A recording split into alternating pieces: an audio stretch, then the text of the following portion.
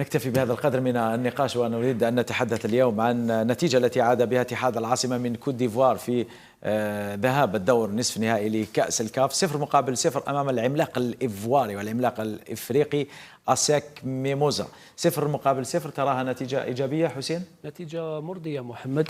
تم تسيير المباراة بشكل جيد من طرف طاقم فني فريق اتحاد العاصمة وعلى رأسه السيد بن شيخة المدرب، وين حتى وإن كانت بعض الخطورة من الخصم، وإن كان يعني لعب في بعض الأحيان شكل خطورة على دفاع اتحاد العاصمة، لكن شفنا محمد تألق بنبوط حارس فريق اتحاد العاصمة وين أعطى ثقة محمد في مثل هذه المباريات لما يكون التعب والإرهاق والسفر. ما نعرفوا أن دائما ما تكون الرطوبة في إفريقيا نشوفوا لاعبين يكون عندهم إرهاق، ما يكونش عندهم أداء راقي، ما تكونش عندهم هذيك الخفة محمد اللي معتادين بها. بنبوط كان يعني حارس الأمان لفريق اتحاد العاصمة، وأنقذ الفريق من كرات كانت قد تقدر تشكل خطورة على فريق اتحاد العاصمة. وكما تكلمت لك محمد هنايا قبل المباراة وين قلت لك لازم يدافع جيدا فريق الاتحاد العاصمة، ولازم ما يتلقاش أهداف.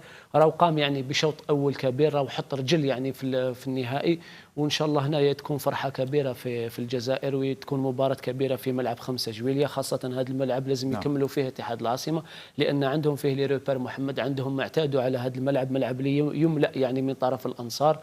وحتى طريقه لعب اتحاد العاصمه ليس الاتحاد العاصمه ما يلعبش لاطاك بلاسي محمد، لما يبنيش كثيرا اللعب من الوراء، يلعب بالكره الطويله الى محيوس في الارجل مع مزيان، الكره الطويله لطومي لاعب اللي راهو يظهر، اللاعب البوتسواني اللي راهو يظهر على الصوره ولا راهو يقدم في اداءات كبيره.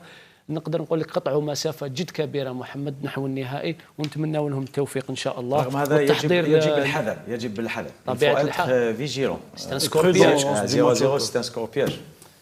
Oui, c'est un score piège parce que j'ai vu à la fin du match, d'ailleurs, on a vu que les joueurs de l'USMA et l'entraîneur ils se congratulaient parce que 0-0 à l'extérieur en soi, c'est un bon match, c'est un bon résultat. Mais oui, il est là le piège, il est réellement là le piège parce que parfois 0-0, tu crois qu'à l'extérieur, tu crois que tu as fait le plus dur. Mais non, justement, parce que l'équipe, justement, franchement, ils ont eu quelques occasions. Je pense qu'ils ont été un peu maladroits devant le but. Mais par moments, ils ont montré comme des bonnes phases de jeu et des bonnes attaques placées aussi, justement. Oui. Et oui, il va falloir vraiment faire attention au match retour. Non. Mais je donne quand même un avantage pour... طبعا اتحاد العاصمة أمام أبواب التاريخ الآن. إذا تأهل المباراة النهائية إن شاء الله الكأس ستكون اتحادية، والاتحاد سيعلق أول نجمة إفريقية على قميص حميد. إن شاء الله نتمناو الاتحاد العاصمة يتوج باللقب. سي ان باركور دو شامبيون حتى لحد الآن، أنك تروح تجيب 0-0 في الظروف المناخية، خاصة في الظروف المناخية اللي شفنا بن شيخة على كرسي الاحتياط ويعرق ما أدراك باللاعبين، يعني même بن شيخة sur le banc de touche était mal à l'aise par rapport au climat. Alors là, les joueurs qui courent pendant les 90 minutes. C'est une performance. Ouais, c'est une performance. C'est d'autant plus que c'est ce qu'on disait que ça va être difficile match retour. لذلك اتحاد العاصمة مطالب اليوم 0. أنا ليا 0-0 خارج الديار أفضل من 1-1. نقول بوتيتر سي ما تيس faire 0-0 à l'extérieur mieux que 1-1 هدف مقابل هدف داخل في الخارج لما تلعب هنا. n'importe quel entraîneur يلقى une difficulté comment entamer le match. Est-ce que تهاجم تلعب برودون تلعب بان بلوك ميديوم ولا كيفاش دير؟ كيفاش تبدا المباراة؟ لكن 0-0 خارج الديار هنا tu es obligé de faire le choix est difficile. Il va falloir réfléchir.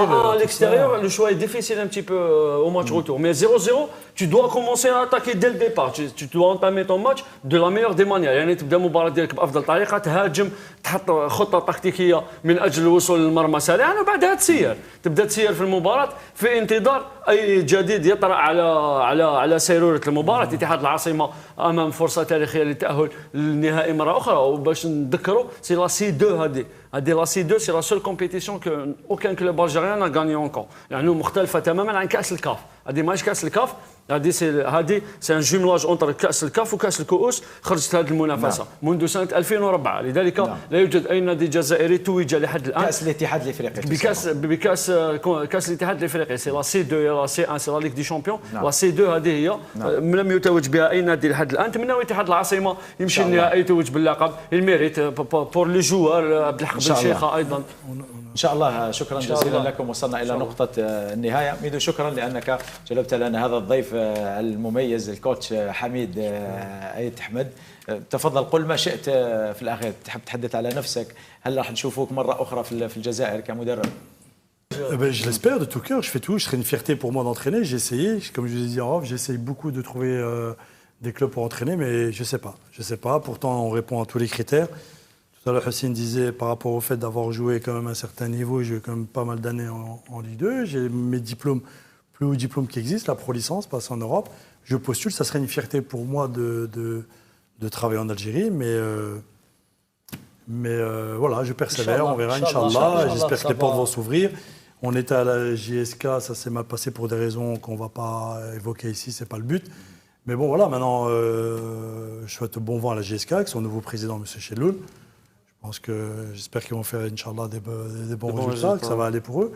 Et ouais, non, et sincèrement, je viens plusieurs, Midou sait, je postule dans plusieurs clubs et tout. Donc, si on peut me donner cette chance de travailler en Algérie et en première division, ça serait un honneur et une fierté pour moi. نعم، شكرا